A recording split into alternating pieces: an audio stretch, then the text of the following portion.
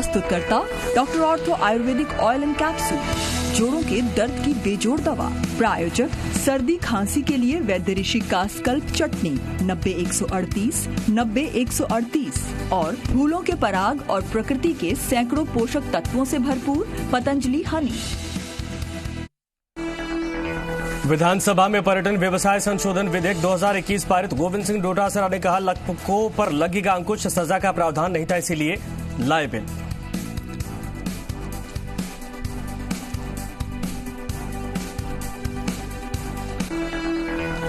राजस्थान के operation NEET का बड़ा असर, अब तक 8 लोगों की गिरफ्तारी। जयपुर पुलिस का खुलासा, RIET नीट परीक्षा सेंटर से 2:30 बजे लीक हुआ था पेपर।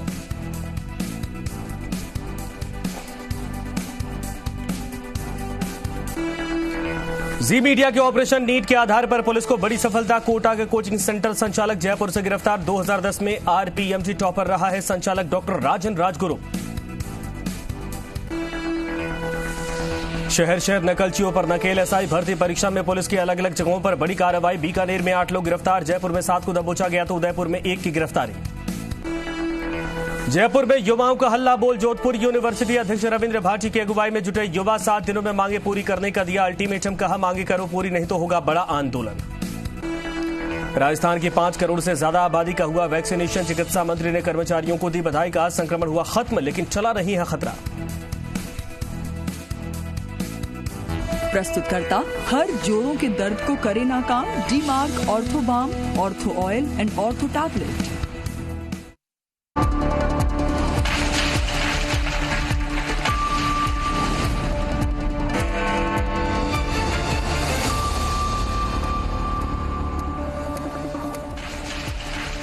नमस्कार, स्वागत है आपका। आप देख रहे हैं जी राजस्थान, मैं हूं आपके साथ संजय यादव। रात के 8 बज चुके हैं, वक्त हो चुका है 8 के अटैक का। विधानसभा सत्र शुरू होते ही अलग अलग दबाव लगातार अलग अलग समूहों की तरफ से बनाए जा रहे। कोई छात्रों और शिक्षित बेरोजगारों की विभिन्न मांगों को लेकर शक्ति प्रदर्शन कर रहा है तो कोई प्रतिनिधिमंडल लेकर मंत्री से मुलाकात कर अपनी मांग मनवाने का दबाव बनवा रहा है। मारवाड़ के युवा छात्र नेता रविंद्र सिंह भाटी ने कॉलेज और यूनिवर्सिटी के छात्रों की कोविड काल के फीस माफ करवाने, बेरोजगारी भत्ता देने और भर्तियों को भ्रष्टाचार मुक्त करने की मांग को लेकर जयपुर में अपनी ताकत दिखाई।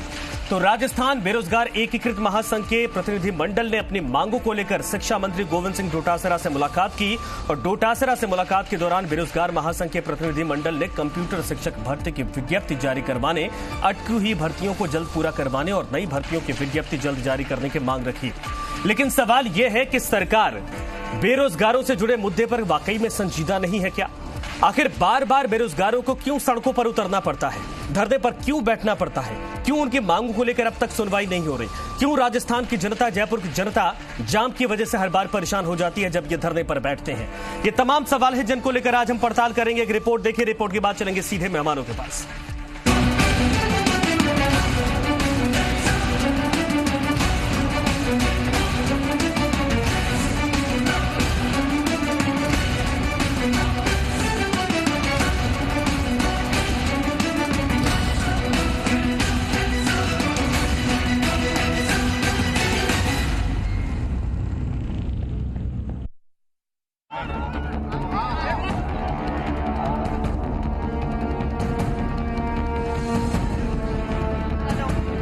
बेरोजगारों के हक की लड़ाई से जुड़ी ये 2 तस्वीरें हैं। पहली तस्वीर जयपुर के शहीद स्मारक पर जुटे युवा और बेरोजगारों की है, जिन्होंने अपनी अलग अलग मांगों को लेकर विधानसभा की ओर कूच किया।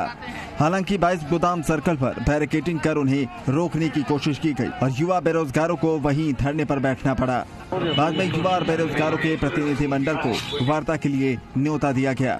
दरअसल प्रदर्शन कर रहे युवाओं की मांग है कि कॉलेज और यूनिवर्सिटी में पढ़ने वाले छात्रों की कोरोना काल की फीस माफ की जाए। वहीं बेरोजगारी भत्ता शुरू करने और भर्तियों में भ्रष्टाचार पर नकेल कसने की भी मांग की गई है। दूसरी तस्वीर भी जयपुर की ही है। राजस्थान बेरोजगार एकीकृत महासंघ के एक प्रतिनिधिमंडल ने अपनी अलग अलग लंबित मांगों को लेकर शिक्षा मंत्री गोविंद सिंह डोटासरा से मुलाकात की। बेरोजगार एकीकृत महासंघ के अध्यक्ष उपेन यादव ने बताया, शिक्षा मंत्री के सामने कंप्यूटर शिक्षक भर्ती की विज्ञप्ति जारी करवाने, अटकी हुई भर्तियों को जल्द पूरा करवाने और नई भर्तियों के लिए विज्ञप्ति जारी करने की मांग रखी गई है। उनकी मांगों को पूरा करने के लिए गोविंद सिंह डोटासरा की तरफ से भरोसा भी मिला है। आज पीसीसी चीफ और शिक्षा मंत्री गोविंद सिंह डोटासरा से मुलाकात करके 10 सूत्रीय मांगों के लिए हमने ज्ञापन सौंपा है। हमने मांग की है कि कंप्यूटर अनुदेशक भर्ती का सिलेबस जल्द से जल्द जारी हो, रीढ़ शिक्षक भर्ती 2016, गणित विज्ञान की सूची जारी हो, वरिष्ठ अध्यापक भर्ती 2016-18 की नियुक्ति प्रक्रिया जल्द से जल्द पूर्ण हो। उन्होंने सकारात्मक आश्वासन दिया। सवाल ये है कि आखिरकार बार बार भर्तियों को लेकर बेरोजगारों को क्यों सड़कों पर उतरना पड़ रहा है? कभी दिल्ली में धरना तो कभी जयपुर में ताकत की नुमाइश करने पर क्यों मजबूर हो रहे हैं शिक्षित बेरोजगार? क्या सरकार उनकी मांगों को लेकर संजीदा नहीं है या फिर सरकार के पास इन युवाओं को देने के लिए कुछ नहीं है? और अगर ऐसा है तो फिर ये पूरे सिस्टम पर बड़ा सवाल है। ललित वर्मा, जी मीडिया, जयपुर। तो आज की आपने तस्वीरें देखी और इसको लेकर यह कहा जा रहा है कि युवाओं की तरफ से हल्ला बोल सरकार पर था। सरकार से मांग की गई कि भाई उनकी सुनी जाए, क्योंकि प्रदेश के भीतर बेरोजगार युवा और पढ़ने वाले लिखने वाले बच्चे इस वक्त परेशान हैं, मानसिक दबाव से जूझ रहे हैं और इसका समाधान सरकार करे। मेरे साथ जितने मेहमान जुड़े मैं एक करके परिचय करवाता हूं, उसके बाद चलेंगे सीधे सवालों पर। रविंद्र भाटी मेरे साथ जुड़ रहे हैं, छात्र नेता हैं जो आज पूरे प्रदर्शन की अगुवाई कर रहे थे, लीड कर रहे थे। उपेन यादव है मेरे साथ, प्रदेश अध्यक्ष है, बेरोजगार एकीकृत महासंघ के अध्यक्ष हैं। इसके अलावा आर तिवारी है, प्रवक्ता है प्रदेश कांग्रेस कमेटी से। मिथिलेश जैमिनी साहब है, वरिष्ठ पत्रकार मेरे साथ जुड़ रहे हैं, और मनीष पारीक साहब है, भारतीय जनता पार्टी के प्रवक्ता। आप पांचों लोगों का स्वागत है। रविंद्र भाटी, मैं शुरुआत आपसे ही करना चाहूंगा, क्या क्या मांगे हैं, क्या कोई बात हुई आप लोगों की? और आज एक बड़ा प्रदर्शन था, तो सरकार क्या सुनेगी अब आगे आपकी? हमारी मुख्य मांगे थी कि पिछले 2 साल से जी जब कॉलेजेस और यूनिवर्सिटी पूरी तरीके से बंद है, फिर भी विद्यार्थियों से अनैतिक ढंग से जबरन लूट वसूली का खेल जो पूरे प्रदेश भर में चल रहा है। जैसे अगर उदाहरण के रूप में मैं आपको बताना चाहूंगा कि लाइब्रेरी के नाम पे हो, स्टूडेंट यूनियन इलेक्शंस के नाम के हो, डेवलपमेंट, वेलफेयर और न जाने कैसे मद हैं जिनके नाम पर लूट वसूली चल रही है। परीक्षा जब विद्यार्थियों को प्रमोट कर दिया गया है, फिर भी परीक्षा शुल्क के नाम पर लूट वसूली का खेल चल रहा है। आज अगर मैं बात करूं भर्ती परीक्षाओं की, तो कहीं ना कहीं भ्रष्टाचार से लिप्त है। अभी आज ही राजस्थान ने 8 लोगों को ट्रैप करवाया था। तो उसी तरीके से हर जगह कहीं ना कहीं जब भ्रष्टाचार हो रहा है, छात्रों के साथ अन्याय हो रहा है, युवाओं के साथ में अन्याय हो रहा है, तो उनको लेके हमने आज विधानसभा घेराव का ऐलान किया था। सारे विद्यार्थियों ने एकजुट होकर विधानसभा की ओर कूच किया। और हमारी आज माननीय मंत्री महोदय से बात हुई, तो माननीय मंत्री महोदय ने बताया कि 7 दिन का समय मांगा है, और मुझे भरोसा है 7 दिन के अंदर समय रहते छात्रों की जायज मांगों को, युवाओं की जायज मांगों को वो मान लेंगे।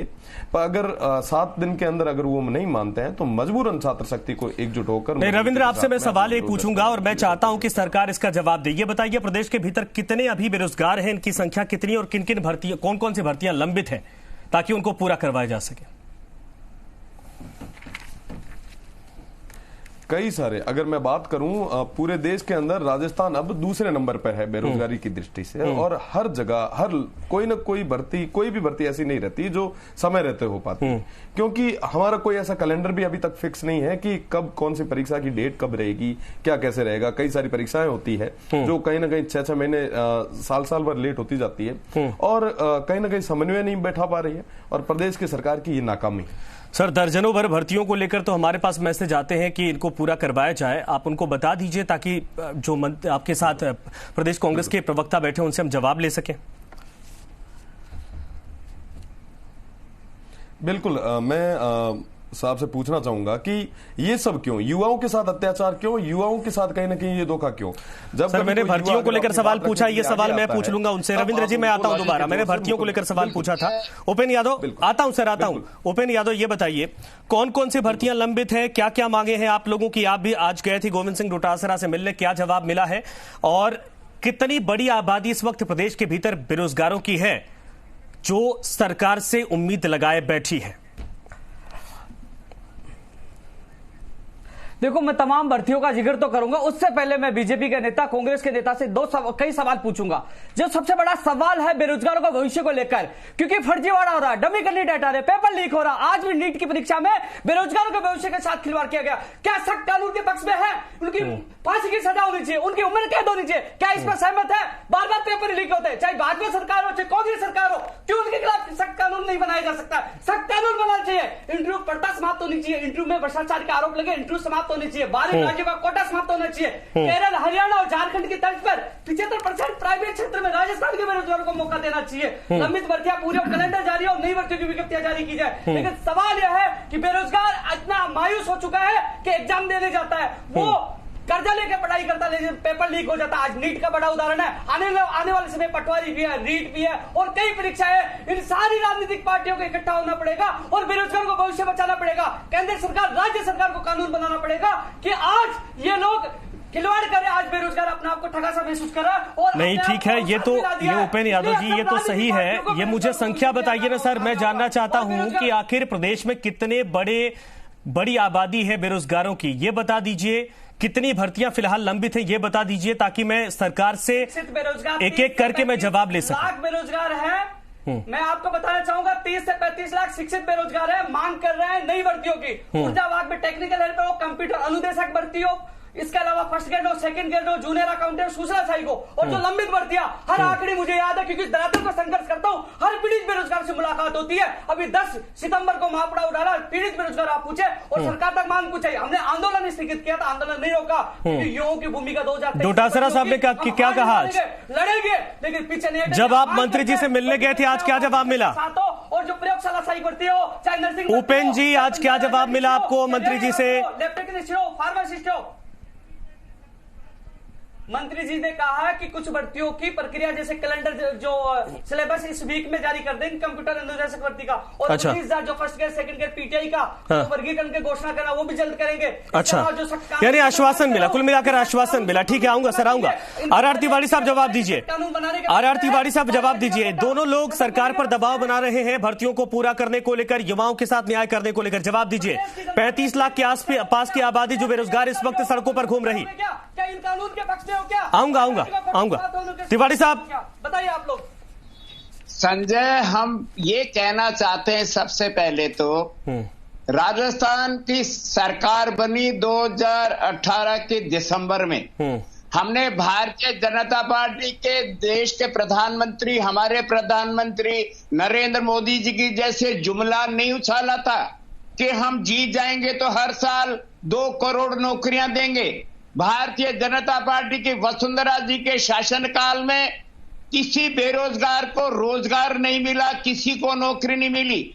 जननायक अशोक गहलोत जी की सरकार में जब से 2.5 साल हुए और 2 साल तो संजय कोरोना जैसी महामारी प्राकृतिक आपदा से हम जूझ रहे हैं।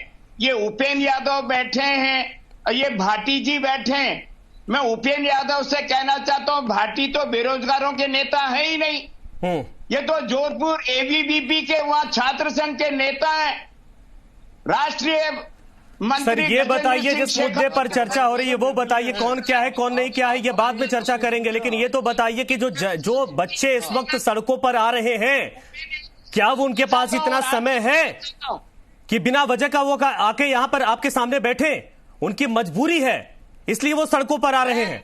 पिछली सरकार ने नौकरी नहीं दी तो क्या आप भी नहीं देंगे क्या?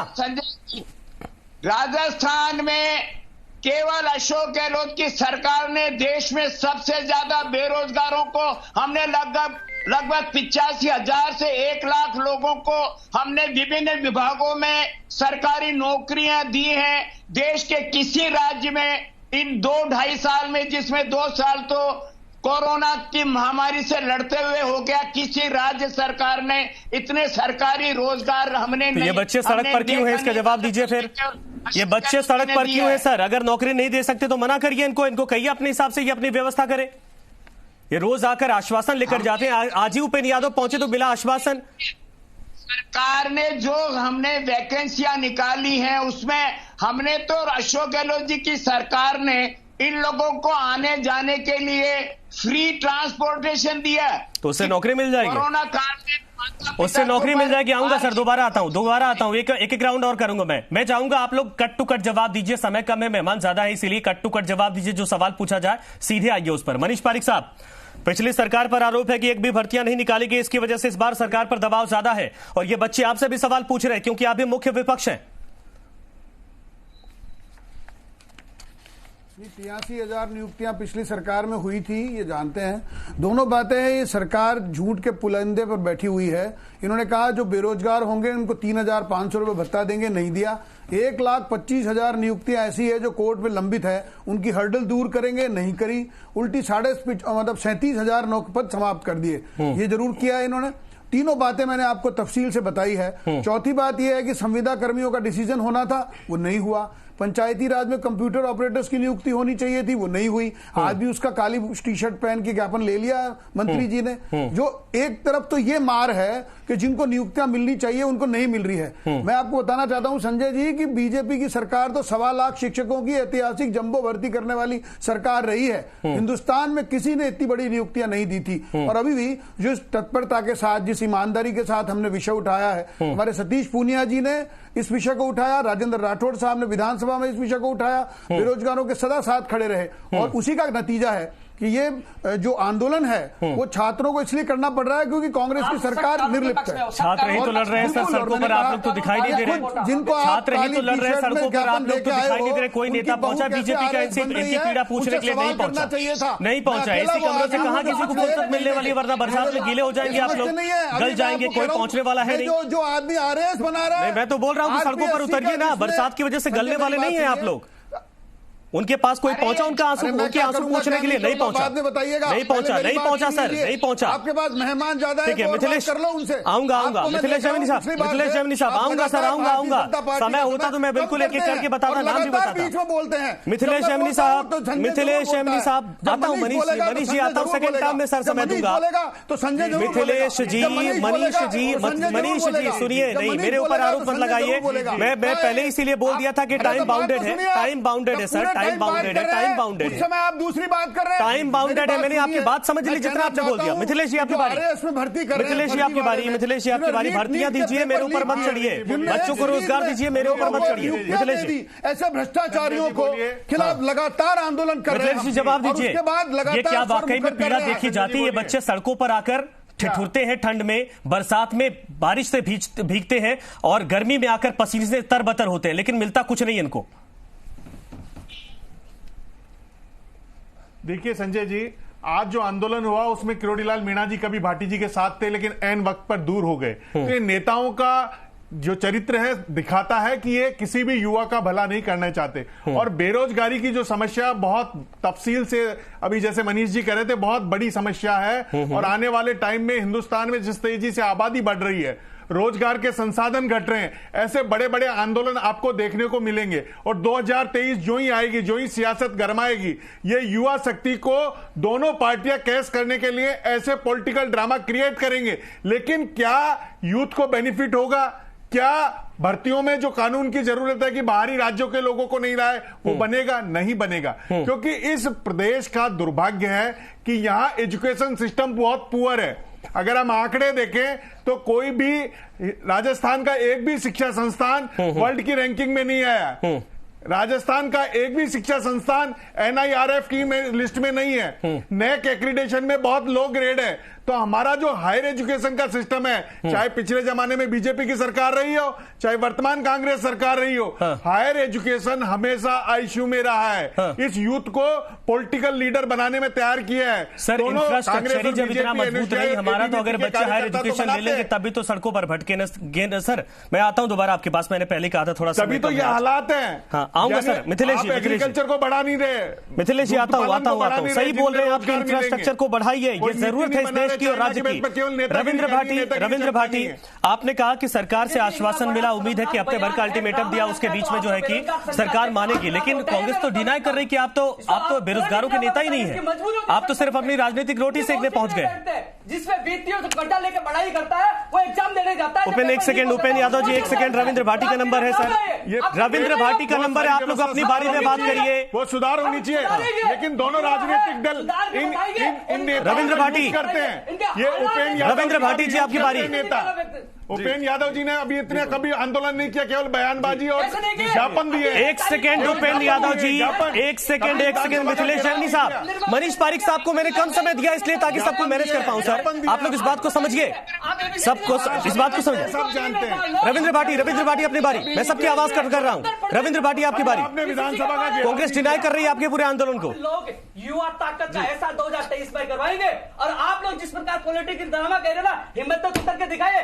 आप केवल ड्रामा, रविंद्र आप अपनी बात रखिए सर। जो दिखाने के लिए आ रहे हो ना, ये युवा देख रहा है, कहीं ये नहीं हो जाए कि युवा आपको बाहर मिल जाए। मैं आपको बताना चाहूंगा पहले तिवारी जी, हाँ। मैं एक निर्दलीय हूं और छात्रों ने हमें चुन के भेजा है कि हम उनकी बात को आगे मजबूती से रख सकें, तो हम हमारा प्रयास कर रहे हैं। और साथ ही साथ में मैं आपको बताना चाहूंगा कि आपकी प्रदेश की सरकार जो गहरी नींद में सो रही है। मैं आपको बता दूं कि पिछले 4 अगस्त को जोधपुर के अंदर विद्यार्थियों ने कलेक्ट्रेट घेराव किया, तब उनको बदले में मिला क्या? लाठी। जब कोई युवा अपनी बात रखने के लिए आगे आता है तो आप लाठी के जोर से, मुकदमे को जोर से दबाने का प्रयास करते हो। साथ ही साथ में मैं बता दूं आपको, जब उनको लगा कि तेरा कोई युवा सड़कों पे आ रहा है, पूरे राजस्थान भर के युवा एकजुट होकर आ रहे हैं, तो आप क्या करते हैं? जब पूरे प्रदेश में 4 केस रहते हैं कोविड के, उस समय आप निकालते हैं कि साहब तीसरी लहर की संभावना। अरे साहब, युवाओं की आवाज को कब तक दबाओगे? और मैं आपको बता दूं, और ये युवाओं को हक के मारने, रविंद्र भाटी सुनिए, युवाओं का हक कि अब हमको ज्यादा सतर्क रहना पड़ेगा। हाँ। पूरे राजस्थान में हमने धरने रैलियों पे केवल जनता की सुरक्षा के लिए, कोई रविंद्र भाटी के पूरे राजस्थान भर के अंदर हर जिले पर, हर तहसील मुख्यालय। तिवारी साहब ऐसी नौबत करिए कि ये बच्चे वहां पर आए ही नहीं, ऐसी नौबत करिए, उनके रोजगार की व्यवस्था करिए। जनता की फिक्र तो है आपको, लेकिन ये भी जनता प्रदेश की है। ठीक है, मैं आऊंगा दोबारा। मनीष जी, मैं आपके पास आ रहा हूं। सर ये बताइए, युवाओं के साथ, बेरोजगारों के साथ न्याय कैसे होगा? बेरोजगारी भत्ता की बात कही गई थी, कहीं पर कहा जाता मिलता है, कहीं पर नहीं मिलता है, नौकरियां तो रही नहीं। अब इन्होंने ये बताया, मनीष पारिक साहब, जो खाली पद पड़े वो अभी तक प्रदेश की सरकार कुछ कर नहीं पा रही। एक सेकेंड, सबकी आवाज नहीं उठ, सबकी आवाज नहीं उठ। मनीष पारिक साहब आपकी बारी। राजस्थान के युवा बता देंगे। ये मेरा निवेदन ये है संजय कि जब जिस प्रखरता के साथ युवा आवाज उठा रहे हैं, उससे साफ जाहिर है कि प्रॉब्लम है और प्रॉब्लम गंभीर है। जो कांग्रेस पार्टी की सरकार है वो उसको गंभीरता से नहीं ले रही है। मैंने आपको ये भी कहा 3 प्रकार के भ्रष्टाचार हुए, युवाओं को 2 प्रकार की मार झेलनी पड़ेगी। एक तो ये कि उनकी नियुक्तियां ही नहीं हो रही है, दूसरा भ्रष्टाचार हो गया, अगर पेपर लीक हो गया तो पूरी मेहनत उसकी साल भर की बेकार गई। अब उसको आप बस का किराया दे के बेवकूफ बना रहे हो। 3 लाख 5 लाख रुपए में पेपर बिक रहा है, रीट और नीट का। यहाँ के पूरे इंस्टीट्यूशन के एक सीरीज वाले लोग सेलेक्ट हो रहे हैं और 85 नंबर रिश्तेदारों को मिल रहे हैं और जो टॉपर है उनको 35 नंबर मिल रहे हैं। ये सब दिख नहीं रहा है लोगों को, और ये वही लोग हैं जो भ्रष्टाचार की जननी के लोग माने जाते हैं। कांग्रेस पार्टी ने निरंतर भ्रष्टाचार किया, केंद्र से इनका सुपड़ा साफ हुआ, यहाँ टेक्निकल आधार पर आ गए, लेकिन अभी उनके पास कोई जवाब नहीं है। मैं निवेदन ये कहना चाहता हूं कि कांग्रेस पार्टी अगर लोक कल्याणकारी सरकार है तो भर्ती करे। 1,28,000, ये उपेंद्र यादव को याद है, 1,28,000 ड्यू थे जो कोर्ट में लंबित पड़ी थी, उसमें से कितने की भर्ती अभी तक हुई नहीं। इन्होंने कहा हम हर्डल हटाएंगे, हम उन सबको भर्ती देंगे, ऐसे कहा। आता हूं सर, आता हूं मनीष जी आता हूं, इसका जवाब लूंगा। उपेंद्र यादव हाथ उठा रहे हैं, उनके पास भी जाऊंगा, लेकिन एक छोटे से ब्रेक के बाद आप सभी को रोकना चाहूंगा। एक छोटा सा ब्रेक के बाद आएंगे तो इस पर पड़ताल करेंगे और बाकायदा एक एक चीज की पड़ताल करेंगे कि आखिर पिछली सरकार और मौजूदा सरकार में कितनी भर्तियां हुई हैं और ये बच्चे आखिर क्यों मजबूर है सड़कों पर उतरने के लिए। एक छोटा सा ब्रेक।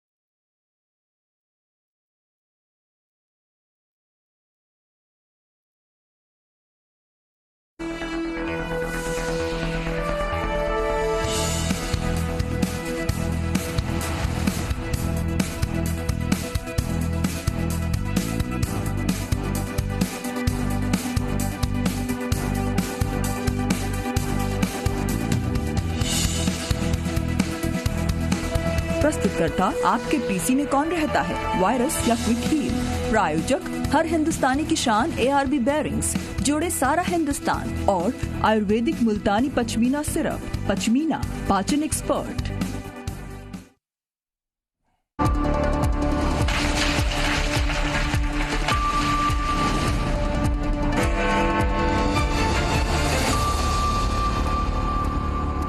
ब्रेक के बाद एक बार फिर से आप सभी का स्वागत है और साफ तौर पर पीछे है बेरोजगार मांगे रोजगार, यही आज का सवाल है और यही आज की हकीकत है। मेरे साथ जितने मेहमान हैं मैं उनके पास एक करके फिर से रुक करता हूं।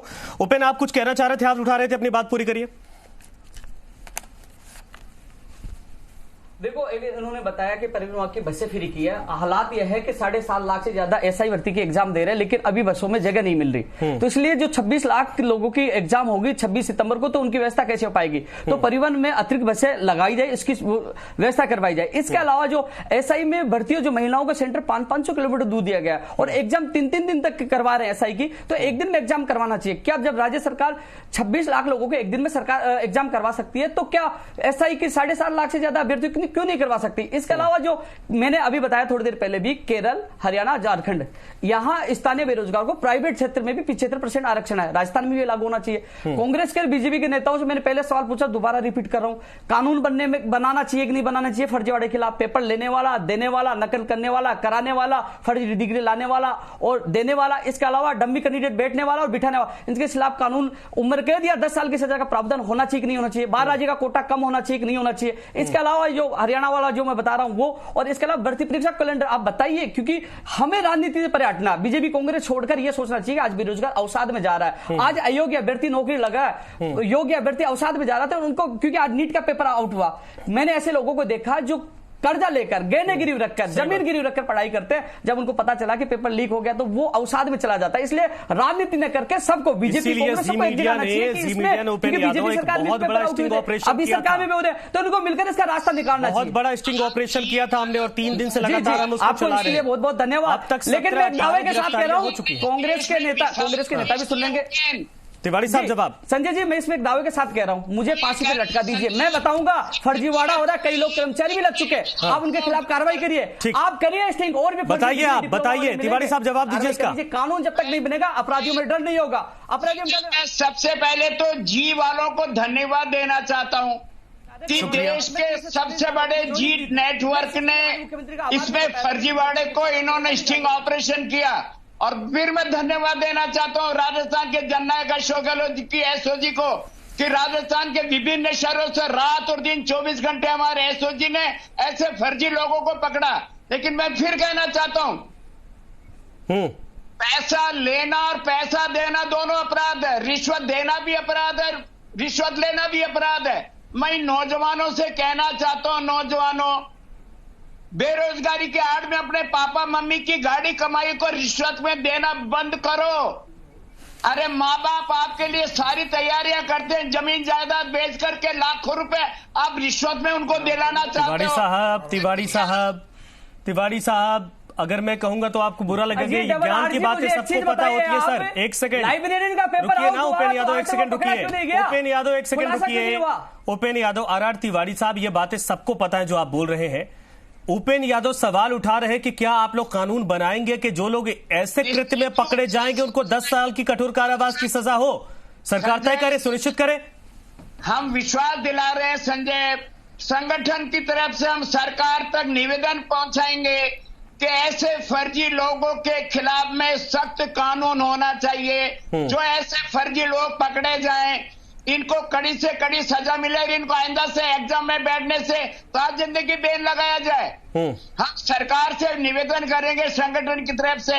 मैं उपेन यादव को मैं बधाई देना चाहता हूं कि इन्होंने एक सुझाव दिया है और आने वाले दिनों में जननायक अशोक गहलोत की कांग्रेस की सरकार ऐसे फर्जी लोगों के साथ में कड़े कानून से निपटेगी। और मैं जी न्यूज वालों को भी धन्यवाद देना चाहता हूं, आपको भी धन्यवाद देना चाहता हूं कि आपके संवाददाता ने जान जोखिम में डाल करके सुझाव का इंटरव्यू बढ़ता कब खत्म होगी? भर्तियों में इंटरव्यू समाप्त कब होंगे? घूस कांड के आरोप लगे थे, घूस के आरोप लगे थे, इंटरव्यू आरएस भर्ती में बड़ा माहौल बना था, इंटरव्यू कब खत्म होंगे भर्तियों में, ये बता दीजिए।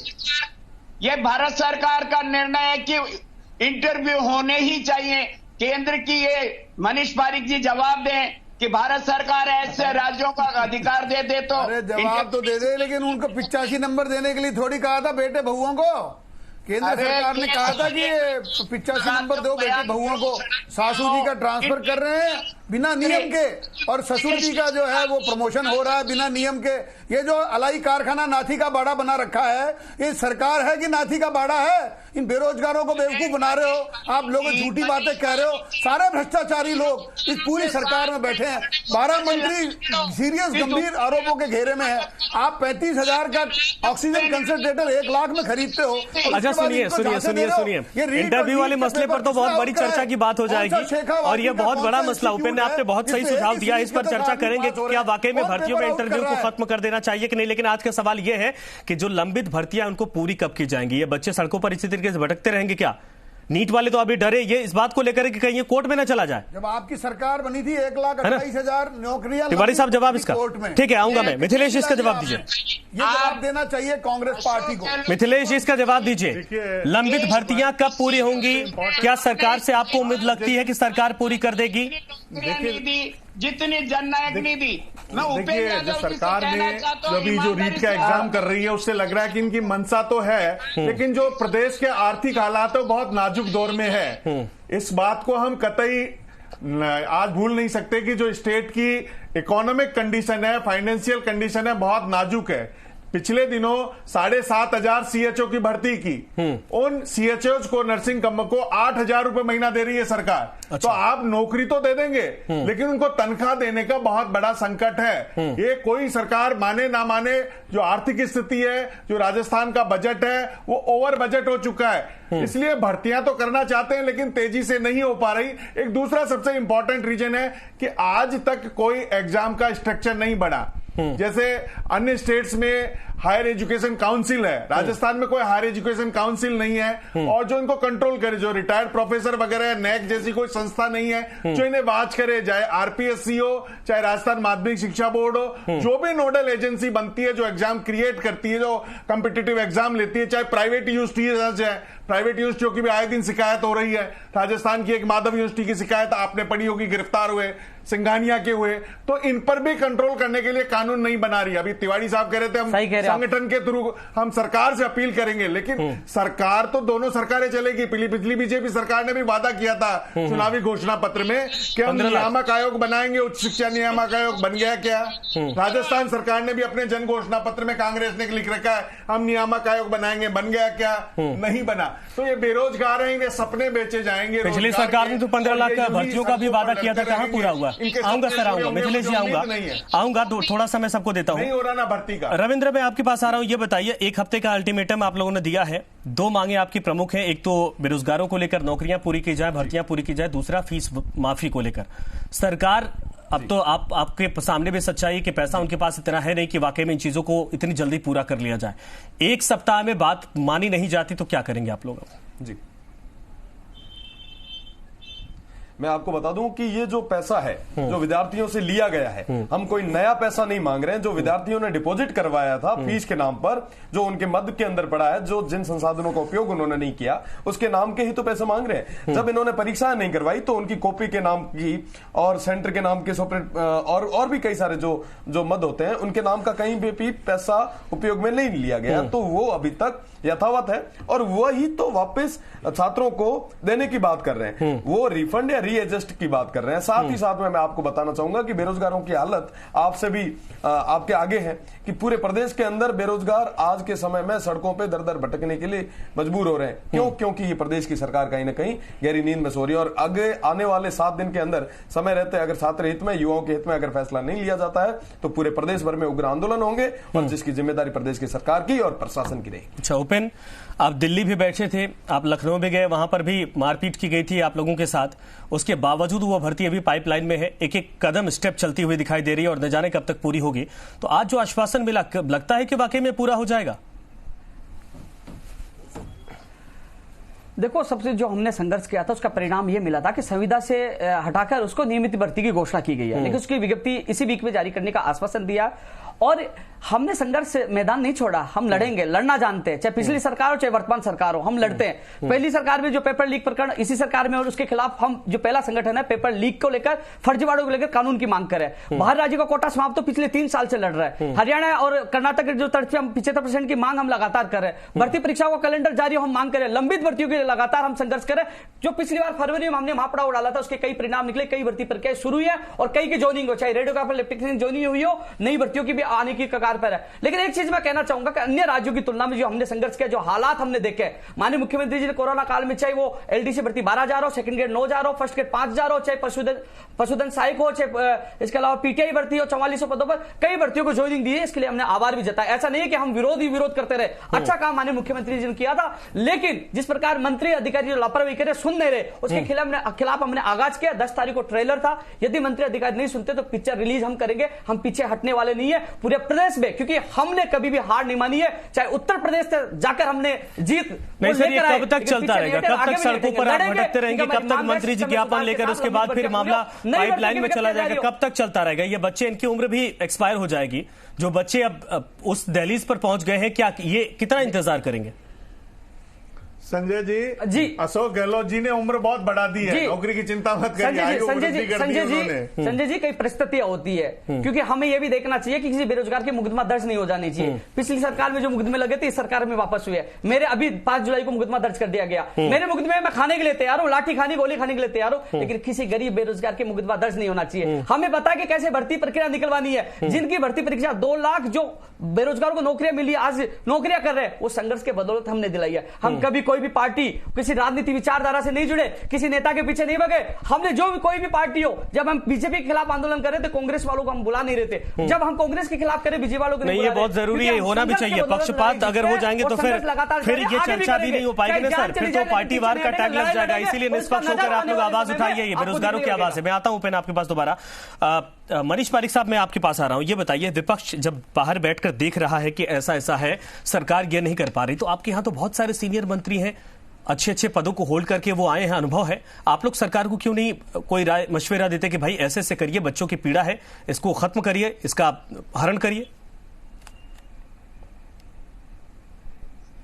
नहीं संजय, विधानसभा में तो आपने देखा ही है, हमारे नेता प्रतिपक्ष ने विषय रखा है। इतने बेरोजगार लोगों ने आंदोलन किया 10 तारीख को, और बाबी 2 दिन पहले आंदोलन हुआ था। उसके बाद आज भी इतनी सारी संख्या में बाहर लोग प्रदर्शन कर रहे हैं। इसके बारे में आपको विचार करना चाहिए। ये भाजपा का पूरा सीधा ध्यानाकर्षण प्रस्ताव भी रहा है। उन्होंने अपना विषय विधानसभा में रखा, कानून को लेकर भी रखा, तो दोनों बातें उन्होंने कहा। और सख्त कानून बनाने की बात को लेकर हम पहले से ही सहमत हैं। जैसे मैंने आपको कहा कि जो नरेंद्र मोदी जी हैं, न खाऊंगा न खाने दूंगा के सिद्धांत पर चलने वाले हैं। पूरे देश में भ्रष्टाचार के मुद्दे जिस तरह से केंद्र सरकार पर आरोप लगते थे, वो बिल्कुल नहीं है, और भ्रष्टाचार समाप्त हुआ है, आतंकवाद समाप्त हुआ है। तो सख्त कानून की बात है। बालिकाओं पर अत्याचार हो रहे थे, बलात्कार हो रहे थे, 12 साल से कम उम्र की लड़कियों पर बलात्कार होने पर फांसी की सजा का प्रावधान भाजपा की सरकार ने किया। निश्चित तौर पर अभी भी मैं आपको विश्वास दिलाता हूं, माननीय सतीश पूनिया जी के नेतृत्व में भारतीय जनता पार्टी और हमारे माननीय गुलाब चंद जी कटारिया और राजेंद्र राठौड़ जी के नेतृत्व में विधायक दल इस बात से पूरी तरह सहमत है कि रोज की जो पेपर लीक होने का विषय है, इस पर सख्त अलग से कानून होना चाहिए। और जो नियामक आयोग की बात, जैसे इन्होंने कहा, हमारी सरकार गलत टाइम पर चली गई, नहीं ये जानते हैं मिथिलेश जी, तो उसका भी पूरी तरह पाइपलाइन में काम था। और वो बनने वाला है नियामक आयोग, उस बारे में भी सजेशन आया था। दोनों कानून बनाने की बात को लेकर भी और कानून की फॉलोइंग्स को लेकर भी भारतीय जनता पार्टी पर्याप्त गंभीर है। मैंने आपको कहा, ये रीट और नीट के पेपर जो लीक हुए, उसके पीछे जो लोग हैं, उनका अगर जयपुर पुलिस खुलासा करेगी, राजस्थान पुलिस खुलासा करेगी, तो आप देखेंगे इसमें निश्चित तौर पर कांग्रेस सरकार की लापरवाही और कोताही। उसके पीछे जी मीडिया हाथ धोकर पड़ा है, मैं दावे के साथ कह सकता हूं। इसीलिए हमारे रिपोर्टर ने जाकर जान जोखिम में डालकर साल भर से मेहनत करके इसका हमने खुलासा किया। अगर वहां पर कुछ गड़बड़ होगा, मैं आऊंगा। मिथिलेश जी, आता हूं, थोड़ा समय दीजिए मुझे। रविंद्र भाटी साहब आपके साथ है। हाँ, रविंद्र भाटी जी, ये बताइए, आज जब आंदोलन आप लोग कर रहे थे, सड़कों पर थे, किसी भी विपक्ष के नेता का फोन वगैरह आया कि आप लोग जो कर रहे हैं वो सही है, हमारा समर्थन है?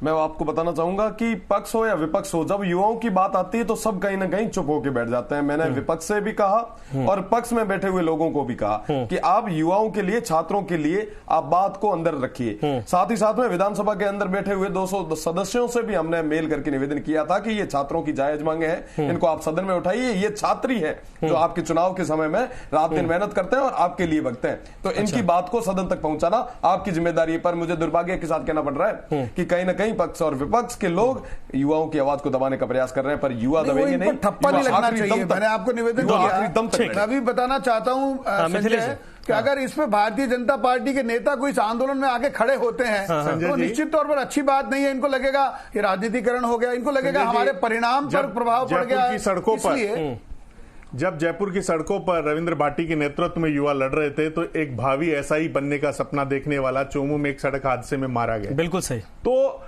एक साथ परीक्षाएं होना, इतनी बेरोजगारों की संख्या बढ़ना, ये कई चुनौतियां हैं और इन चुनौतियों को निपटने के लिए केवल सरकारी नौकरी को ही रोजगार मान लिया जाए और युवाओं की मानसिकता ये हो कि हम सरकारी नौकरी करेंगे।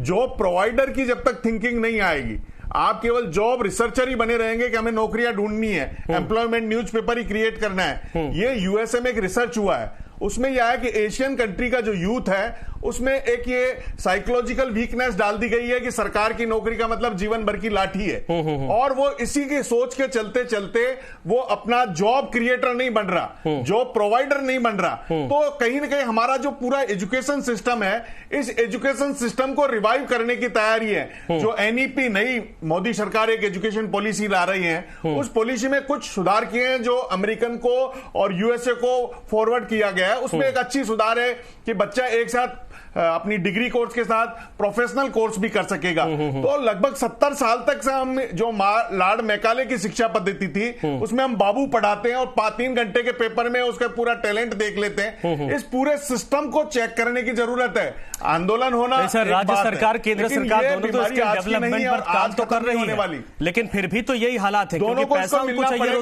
रोजगार खोलने के लिए। पॉलिसी में जॉब प्रोवाइडर और आपको और उद्योग केंद्र विकसित करने पड़ेंगे। शिशु लोन आता हूं तिवारी जी के पास कब से नहीं गया। एक सेकंड में सबके पास आऊंगा, सबके पास आऊंगा। सर थोड़ा धैर्य रख लीजिए। आता हूं मिथिलेश जी, माफ करिएगा बीच में मैं आपको रोक रहा हूं। तिवारी साहब अब इसका जवाब दीजिए। सर का बहुत सारे सुझाव मिले हैं, है ना। पहली बात तो नौकरियां नहीं है तो नौकरियां क्रिएट कैसे की जाएंगी। सरकार के पास 2 साल का वक्त बचा है, 2 साल में क्या बच्चों को कितना रोजगार दे पाएंगे आप लोग, क्या प्लान है, क्या कोई ब्लूप्रिंट वगैरह है सरकार के पास? सवाल केंद्र की सरकार हो या राज्य की सरकार हो, संजय मैं कहना चाहता हूं रविंद्र भाटी से, उपेंद्र यादव से, अरे देश के सरकारी संसाधन जो कांग्रेस ने, कहते हैं कांग्रेस ने 70 साल में क्या किया, कांग्रेस ने 70 साल में क्या किया। भारतीय जनता पार्टी की केंद्र की सरकार ने, नरेंद्र मोदी जी की सरकार ने तमाम सरकारी संस्थाओं को बंद करने के लिए ठेके पे देना शुरू कर दिया। 30 साल के लिए ठेके पे जो सरकारी कर्मचारी वहां थे उनके बेरोजगारों की बात है, युवाओं की बात है। आप प्राइवेट आप बोल सकते हैं में जाइएगा। पहले ये बताइए कि युवाओं की आवाज को आप चारों तरफ दबा रहे हैं, आप युवाओं की आवाज को चारों तरफ दबा रहे हैं, उसको लेके आपने क्या किया? छात्र पिछले 2 महीने से हर एक जगह अपनी बात रखने के लिए आगे आ रहे हैं, उनके लिए आपने क्या किया? आप कहीं ना कहीं युवाओं की आवाज को दबाने के अलावा आपने कुछ भी नहीं किया। आप मानिए आरआरजी, आप मानिए। तिवारी साहब, यहाँ डीजल पेट्रोल की बात नहीं हो रही सर, संज्ञान में लेना चाहिए। यहाँ नरेंद्र मोदी सरकार का जिक्र हम किसी और दिन कर लेंगे। आपके बच्चे हैं, आपके प्रदेश के ये बच्चे हैं, 35 लाख जो बेरोजगार घूम रहे हैं। कभी मुद्दे की बात, आपकी सरकार है, कम से कम इतनी जिम्मेदारी तो लीजिए कि इन बच्चों को हाँ या ना में या सही तरीके से जवाब दीजिए। राजस्थान की सरकार ने देश में सबसे ज्यादा रोजगार दिया है। आंकड़े आप उपेंद्र यादव से हाँ बढ़ाइए, आंकड़े बता दीजिए आप। दिल्ली की हो, यूपी की हो, कितने दिए आपने? कौशल विकास पर जो योजना बनाई माननीय मोदी जी ने स्वरोजगार की, जिसे 50,000 करोड़ रुपए के लोन राजस्थान में देने थे, कितने लोन बांटे आपने? आपने कितने लोगों को उसको? संजय जी एक ये कड़वी सच्चाई है कि अशोक गहलोत सरकार ने एक काम अच्छा किया है कि 127 गवर्नमेंट कॉलेज खोले कोरोना काल में, वो वरदान साबित हुए हैं। ये कोई झूठ बोलने की बात नहीं है। किसी 127 गवर्नमेंट कॉलेज खोले और वहां पर मामूली फीस में और लड़कियों की निःशुल्क पढ़ाई हो रही है। दूसरा, जो एजुकेशन के मामले में इन्होंने बड़ा काम किया, कोई प्राइवेट यूनिवर्सिटी नहीं खोली। पिछले 2.5 साल में एक अशोक गहलोत सरकार की सबसे बड़ी उपलब्धि है कि अशोक गहलोत सरकार में जो हायर एजुकेशन मिनिस्टर है भंवर सिंह भाटी, उन्होंने और अशोक गहलोत ने एक भ्रष्टाचार का नया अड्डा शुरू नहीं किया, एक भी प्राइवेट यूनिवर्सिटी पिछले 2.5 साल में नहीं खोली। इसके लिए उनका साधुवाद देता हूं मैं, क्योंकि अब नई उन प्राइवेट यूनिवर्सिटी जब भी खुलनी चाहिए जब उनके लिए पूरे रूल्स रेगुलेशन बने, अन्यथा वही जो होंगे जो सिंगानिया में हुआ, जो माधव में हुआ। ठीक है, लेकिन 2.5 साल बीता भी बड़ा टफ है, ये मानना पड़ेगा सर। सरकार चाहे कोई भी सरकार रही हो, सबसे पहले लोगों की जान बचाने की प्राथमिकता थी, लेकिन अब उससे हम उबर रहे हैं। तो ऐसा हो कि लोगों को रोजगार हाथ में आए, क्योंकि बहुत सारी नौकरियां प्राइवेट सेक्टर में चली गई हैं। वो बच्चे भी अब या वो लोग भी इस वक्त रोजगार के चक्कर में ऐसी चल रही है। हाँ, सरकारों से उम्मीद लगाए बैठे हैं। बिल्कुल से मान्यता नहीं है, बिल्कुल एग्रीकल्चर की पैरामेडिकल से मान्यता प्राप्त कोर्सेज नहीं है, वो बच्चे फीस दे चुके हैं और उनको जॉब नहीं मिल रहे। पैरामेडिकल काउंसिल में करप्शन है, तो करप्शन रुकना चाहिए। राजस्थान की डिग्री इनवैलिड कर रहे हैं, अभी फायर की वैकेंसी निकली है तो फायर की फर्जी डिग्री आ गई है। ठीक है, ओपन में आखिरी सवाल आपसे ले रहा हूं सर। हो गया स्टेट में जो सर, समय कम है, इस मुद्दे पर जिस पर आए हैं उसी पर कर लेते हैं, समय कम है। ओपन फाइनल में 10 सेकंड समय दे पाऊंगा, ऐसे आगे नहीं। ये बताइए, जो अल्टीमेटम आप लोगों ने दिया है, समय दिया है, सरकार उसमें नहीं सुनती है, तो फिर आगे क्या होगा? क्या करेंगे आप लोग? कब तक ऐसे रहेगा? आपने लगातार देखा होगा कि हमारा संघर्ष रुकने वाला नहीं है। हम कहते हैं वो करते हैं, और युवा की ताकत का एहसास आज नहीं तो 23 में करवा देंगे। लेकिन सबसे बड़ा रोल युवाओं का होगा, और ये 10 सितंबर को वो ट्रेलर था, इसके बाद फिल्म रिलीज करेंगे, लेकिन पीछे नहीं हटेंगे। एक बार माननीय मुख्यमंत्री जी से गुहार करेंगे। ठीक है, सरकार से यही उम्मीद है कि इन बच्चों की गुहार सुनी जाए। ठीक है, माफ करिएगा मैं किसी के पास नहीं आ रहा हूं। धन्यवाद आप सभी का हमसे जुड़ने के लिए, समय देने के लिए। लेकिन आज जो विधानसभा के बाहर आपने देखा, ये पहले दिन पहली बार नहीं था। पिछली सरकार में आपको याद होगा कि 22 गोदाम से लेकर विधानसभा की सड़कें जाम हुआ करते थे। इस सरकार में भी वही नौबत आ गई, लेकिन सवाल यह कि समाधान अब तक नहीं निकला है। बच्चे बेरोजगारों की संख्या बढ़ती जा रही, सरकारों पर दबाव बढ़ता जा रहा, लेकिन कोई है कि सुनने को तैयार नहीं। या तो सरकार साफ तौर पर इन बच्चों के लिए कोई और व्यवस्था करे, वरना इनको समझाए कि हमारे बस की बात नहीं है। पैसे कम जरूर है, लेकिन जिन भर्तियों का कमिटमेंट किया गया है उनको तो पूरा करना ही पड़ेगा। नमस्कार।